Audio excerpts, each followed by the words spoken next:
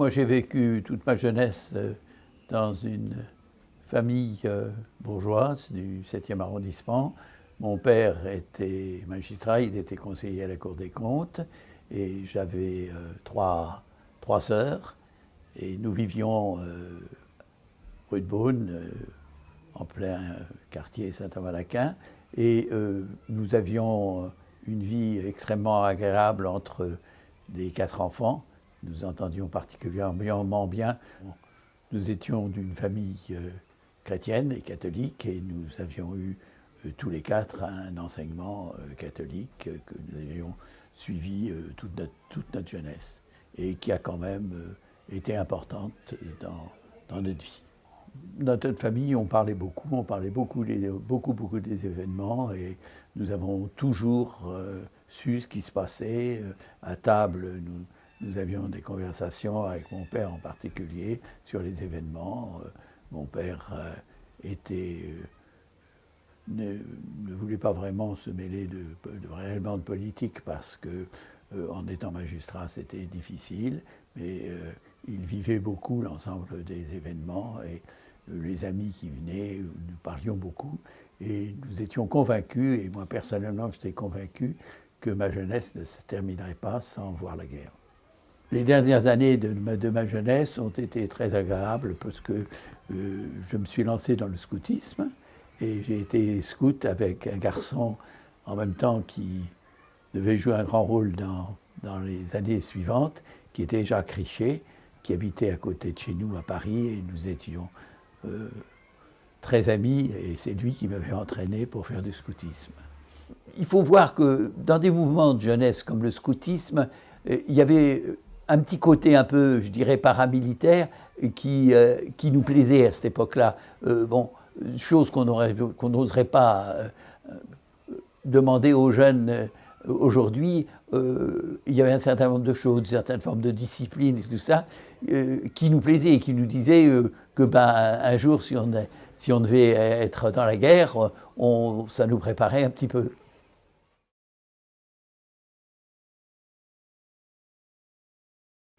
Arrive au mois de mai, l'arrivée, si vous voulez, l'arrivée des Allemands, leur entrée fulgurante en France, et nous sommes là à Caen, et nous voyons petit à petit déferler des gens avec des voitures, avec des matelas, des gens un peu affolés. Les premiers viennent de Hollande, ensuite de Belgique, ensuite du nord de la France. Et petit à petit, si vous voulez, les gens à la proximité de Caen commencent à partir, et il y a le problème de Caen. À Caen, ma mère qui était avec nous, nous trois, se dit: qu'est-ce que je vais faire? Qu'est-ce qu'on va faire? Si les choses continuent comme cela, je vais être complètement coupé de mon mari, comment je vais faire vivre avec mes enfants? Et comme tout le monde, un jour on décide de partir. Et là, que nous sommes arrivés de la petite ville où nous étions, il y avait encore des troupes françaises, et qui se préparaient à défendre un petit pont sans beaucoup de chance de pouvoir le faire. Donc nous sommes allés le soir dans une cave, et là il y a eu quelques bombardements, et ensuite on a vu les quelques troupes françaises qui étaient là partir, et les Allemands arriver. C'est les premiers Allemands que nous avons vus. Nous étions, une de mes sœurs qui était avec moi, consternée, et on disait: c'est pas possible. On pensait à ce moment-là qu'elle allait s'établir un pont, une tête de pont ailleurs, qu'il y avait avoir des possibilités en Afrique du Nord de se défendre, de faire quelque chose. Et là-dessus, on a entendu les premières paroles du maréchal Pétain. Nous étions fous, furieux, ma sœur et moi. Nous disions: c'est pas possible. Et c'est quelques jours après que nous avons eu le message de Gaulle du 18 juin. Ce message, est-ce qu'on a entendu l'original ou non? Il y a une grande discussion, les gens disent toujours que très peu de gens ont entendu l'original, enfin ça, peu importe. Nous étions enthousiasmés, et ma sœur et moi, nous disions: là, il y a quelqu'un, la situation n'est pas acceptable comme ça, donc il faudra faire quelque chose. Et ça a été notre première réaction.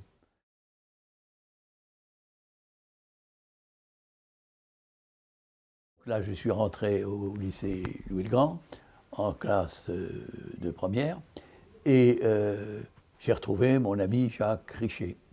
Nous parlions beaucoup avec lui. Lui dans sa famille, on avait tendance à être un petit peu pétiniste, mais les choses avaient évolué dans nos conversations. Et un jour, c'est lui qui me dit bah, tu sais, au lycée, il y a un gars qui est en train de regrouper les gens pour faire quelque chose, pour voir ce qu'on peut faire contre les Allemands et dans la situation où on est. Il m'a dit le garçon qui s'occupe de ça, oh, tu dois le connaître de vue, c'est un aveugle.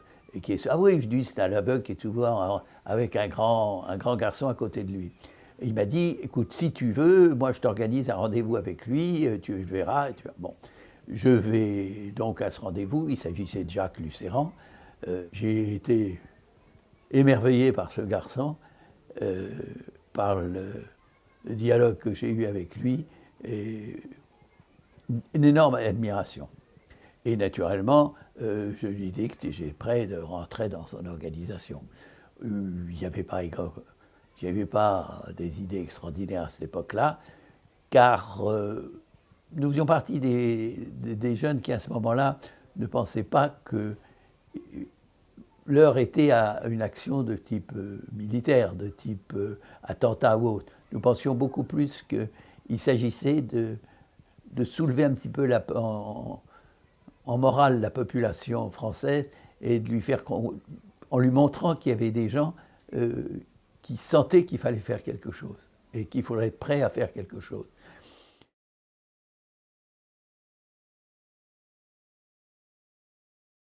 Et à ce moment-là, si vous voulez, c'était en début 1943, notre équipe est devenue Défense de la France.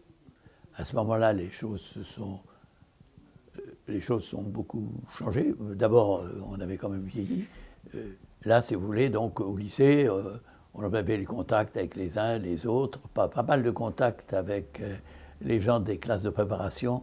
D'abord parce qu'on avait en face de nous des gens plus mûrs, et en plus quelques élèves qui étaient des élèves de province et qui étaient pensionnaires et qui rentraient souvent dans leur famille. Donc c'était une bonne solution, si vous voulez, pour organiser un peu de diffusion en province. Il y avait quelqu'un tout à fait génial qui s'était intéressé au groupe et qui avait même fabriqué des timbres à la tête de Pétain pour que cette distribution par lettre ne coûte pas trop cher. Les journaux, par paquet, étaient remis à certaines personnes. Et ensuite, si vous voulez, les paquets étaient diminués, si vous voulez, pour être remis à d'autres. Il y a tout un système, si vous voulez, de distribution, d'abord des journaux à distribuer. Quant à la distribution, elle était faite de différentes manières. Bon, d'abord, imaginez, il y avait petit à petit, par les relations, par le bouche à oreille, on savait que ça intéressait X, Y et Z, et on lui donnait.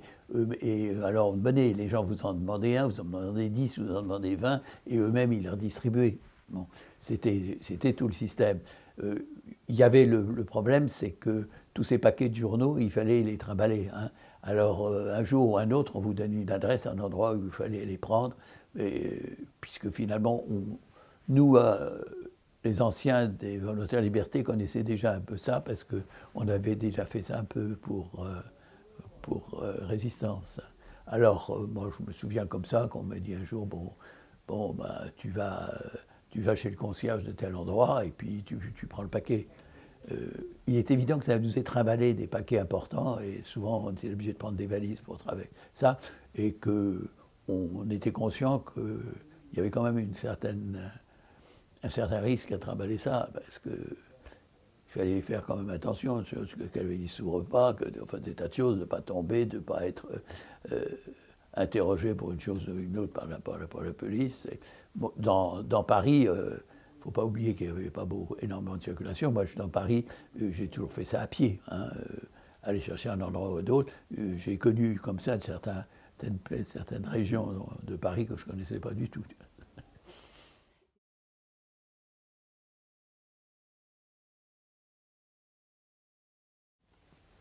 En fait, nous avons su après que un garçon s'était infiltré dans le groupe de la distribution et qu'il avait vendu tout l'ensemble de la distribution.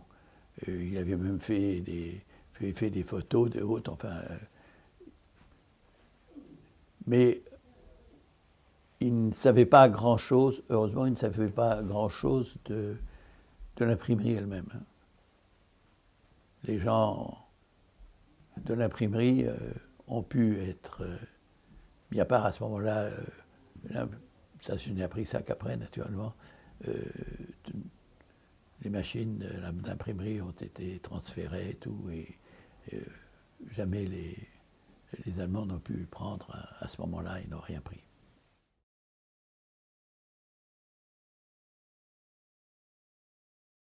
Moi, j'ai été interrogé. À cette occasion-là, ce jour-là, j'ai aperçu Jacques Lucéran et Jacqueline Pardon, qui m'ont dit quelques informations sur ce qu'ils savaient, parce qu'eux avaient été interrogés très très souvent. Et ils m'avaient dit surtout, bon, ce qu'il faut dans la mesure du possible, si on peut faire autrement, c'est limiter au maximum le rôle des gens qui sont arrêtés, qui ont été arrêtés. Moi, j'ai été interrogé par un officier allemand. Bon, pas demandé des choses extraordinaires, je ne savais pas grand-chose. Moi, je ne savais rien des directions, je ne connaissais personne. Et bon, ça durait peut-être une bonne heure, pas beaucoup plus. Et c'est la seule fois où j'ai été interrogé. La vie en prison est extrêmement difficile et les conditions dans lesquelles on était soumises étaient très difficiles parce que nous ne sortions pratiquement pas. Les sorties sont des sorties dans des petites cours avec de hauts murs et où pendant qu'on est là, c'est même pas l'occasion de voir d'autres personnes parce qu'on n'a pas le droit de parler. On était à faire les uns derrière les autres le tour, à tourner dans la cour, dans la petite cour. On nous a, au cours de mon passage, on a été jusqu'à 5 dans les cellules. Chaque fois des gens qu'on ne connaît pas, des choses. Bon. Avec, si vous voulez, vraiment rien pour se distraire. On inventait n'importe quoi. Et un jour, j'avais inventé, on avait eu des prunes. J'avais inventé qu'on gardait les noyaux de prunes. Et avec les noyaux de prunes, on jouait, si vous voulez, je ne sais pas si on jouait aux billes ou aux boules, mais enfin, on les lançait pour cogner la selle les prunes de l'autre. Et il y a un gardien qui est arrivé et qui les a pris. Je ne sais pas ce qu'on imaginait qu'on pouvait faire avec cette noyau de pruneau. Enfin. Donc, on avait la nourriture de la prison, qui est ce que vous pouvez imaginer. On n'avait aucune nouvelle de l'extérieur. Hein. Bon. Sauf les premiers temps de la prison où c'était, je ne sais pas comment le sait, Jacqueline Pardon, qui, étant aussi à Fresnes, qui de ça faisait un journal d'information du haut de ça, en essayant de monter dans l'endroit un peu ouvert de la cellule. On entendait les portes claquer, on disait toujours est-ce que c'est pour moi, est-ce que c'est pas pour moi. Cette fois c'était pour moi, on m'a descendu. C'était le premier acte du départ pour l'Allemagne.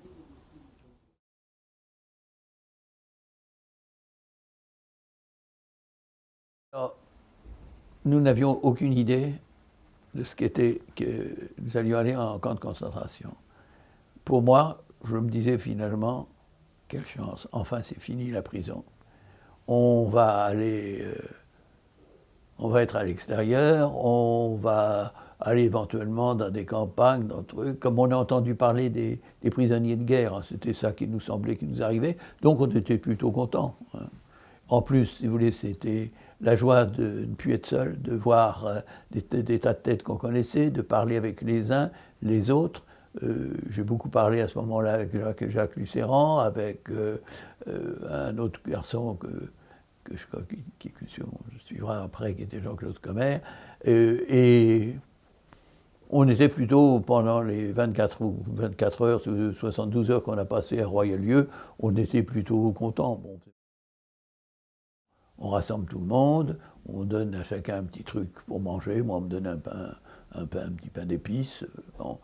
Et puis, mais alors, déjà, les choses changent à la gare. Parce qu'à la gare, on arrive, il y a des wagons de marchandises, et on nous ouvre les portes, et puis là, on en met tant qu'il peut en entrer, pratiquement. Et puis, les wagons partent. La vie était un peu difficile, parce qu'on est vraiment très, très, très, très serré. Je mange le pain d'épices qu'on m'a donné, j'en profite pour arracher le papier qui est dessus. Je trouve un crayon, j'écris un petit message en disant « Je pars pour l'Allemagne, je suis bien », et puis le nom et l'adresse de ma famille sur un petit papier que je glisse entre deux planches. Et mes parents ma mère l'a reçu, avec trouvé par un cheminot à tel endroit.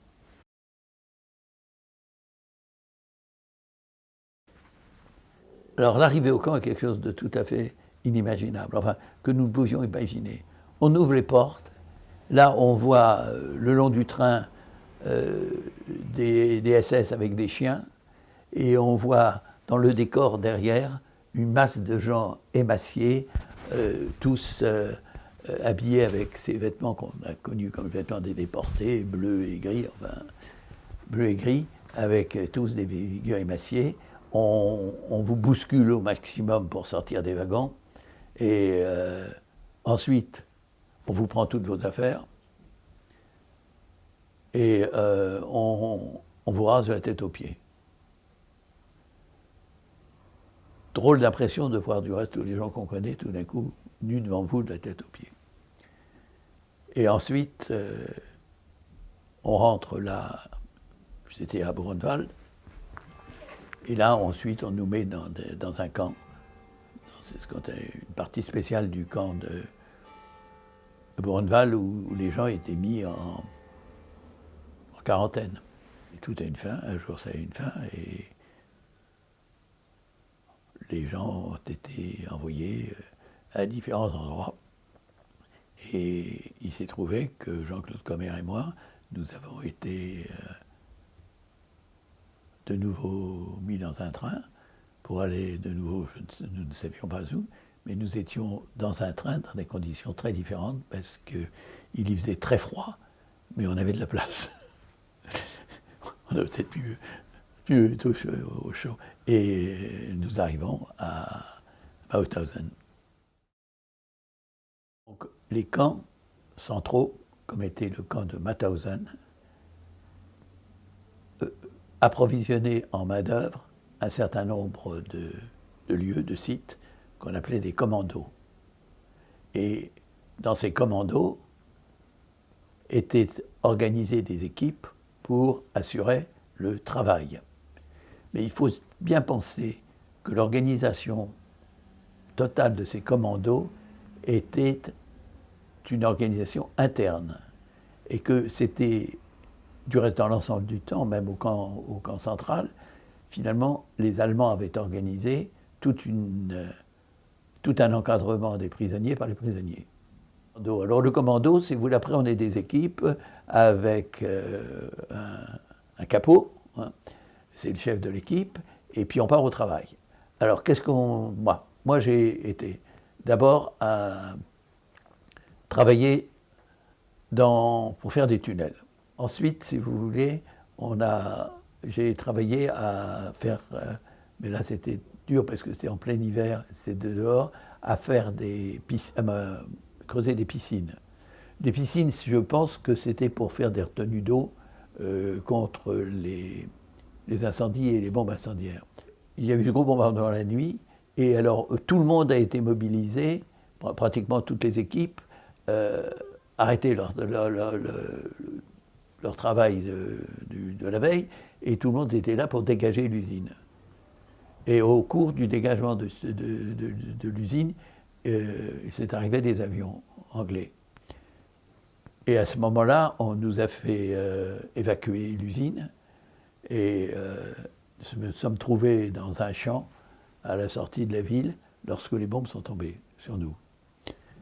J'ai à ce moment-là pas reçu une bombe, mais j'ai reçu, si vous voulez, le contre-coup de la bombe en terre, si vous voulez, sur moi. Et je me suis cru mort. Je vais à l'infirmerie, il me prend ma température, je n'ai pas de température, bon pour le travail. Le lendemain, je suis allé travailler, on repartait à notre commando habituel. Mes camarades m'ont porté, vraiment, pour aller jusqu'au... Et là, le capot qui, quelques jours avant, m'avait tapé en me disant, tu sais, on nous a fait autant que ça dans les camps en France, m'a quand même compris que j'étais dans une position difficile pour travailler et m'a mis un peu à l'abri. Quelques jours après, ça a continué, ça fait passer 2-3 jours, que j'étais dans un tel état que mes amis me disent, oh, bah, écoute, retourne à l'infirmerie. Et là, j'avais plus de 40 de fièvre, alors j'étais bon pour arrêter le travail, mais pas pour rester là. Parce que la petite infirmerie était assez confortable, c'était pas désagréable. Et on m'a ramené au camp central de Mauthausen, et là, à une partie spéciale du camp qui s'appelle le Révillon.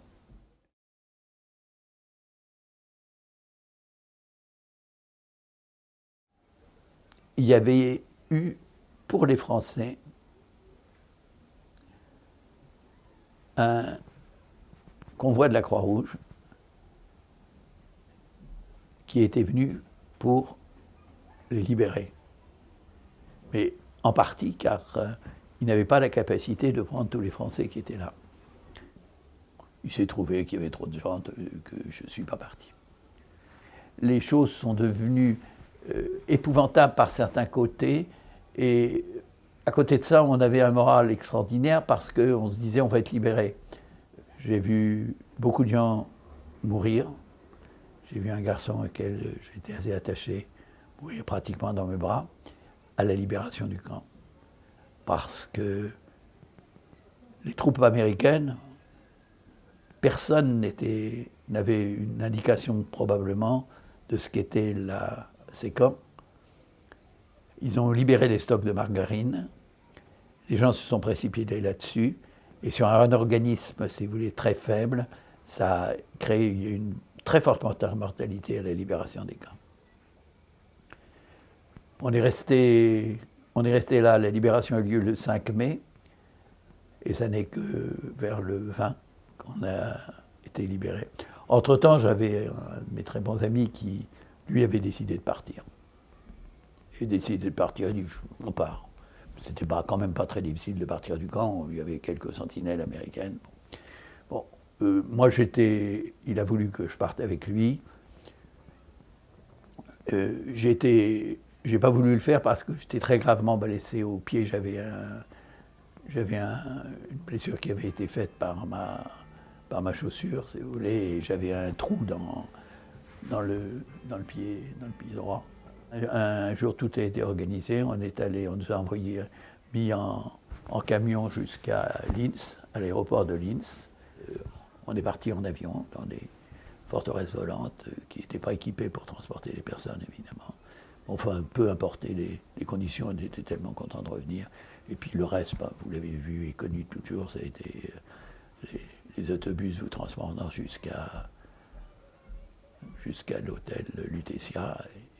Et la Lutetia, alors à la Lutetia, il y avait tellement de mesures à prendre, d'interrogatoires de la police et autres, que ça a duré longtemps. Moi, j'aurais pu rentrer chez moi parce que j'habitais à côté de l'hôtel Lutetia. Ça a permis à ma mère de venir me voir, à une de mes sœurs de venir me voir. Et puis, j'ai voulu rester jusqu'à ce que ce soit fini. Je dis, je ne veux plus entendre parler de ça, je vais en être dégagé complètement. Je suis donc rentré chez moi à 2h du matin. Ça, c'était la fin d'une partie de ma vie.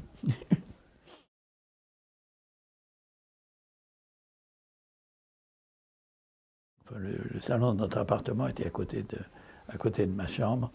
Et alors, il y a beaucoup de gens qui venaient en demandant « il est rentré, comment il va ?» Alors, moi, je dormais à moitié, mais ma mère, qui n'avait pas envie de me déranger, me disait « il dort ». Mais c'est pour vous donner une idée des choses, parce que c'est assez extraordinaire. Le lendemain de mon arrivée, il faut savoir ce que ça représentait. Il y avait au déjeuner un rôti de veau. Et j'ai toujours été frappé parce que c'était des gens du quartier. Le père était aussi à l'École des comptes avec mon père, mais ce n'est pas des gens qu'on connaissait particulièrement. On connaissait parce qu'on les apercevait dans la rue, c'est tout, qui avaient apporté ça. Vous ne pouvez pas vous rendre compte à cette époque-là que ce que ça représentait d'amener un rôti de veau. J'ai essayé de continuer des études que j'ai commencées parce que quand j'étais à l'école coloniale, à la préparation à l'école coloniale, j'avais passé ma première année de licence de droit. Avec beaucoup de mal, j'ai travaillé pour avoir ma seconde. J'ai travaillé pour préparer la troisième, puis j'ai lâché parce que j'avais plus le courage. La manière de travailler, la manière dont on n'était pas du tout compris, si vous voulez, par le monde enseignant. On posait des questions, on m'a peut-être attrapé parce que je ne savais plus la date de l'enlèvement de Constantinople par les Turcs. Alors, bon, ça ne me semblait pas une chose essentielle dans la vie. Bon. Alors là, j'ai été quand même très aidé par l'ancien, si vous voulez, le créateur de Défense de la France, qui avait une notion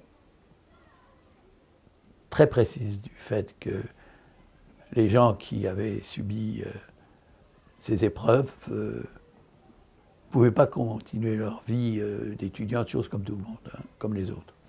Et puis, je me suis occupé un peu, justement, des affaires de Philippe Vianney, de ce qu'il faisait.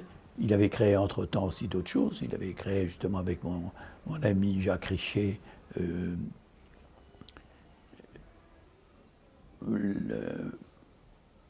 centre pour journalistes, le centre des journalistes, l'école des journalistes, et il avait créé aussi les Glénans.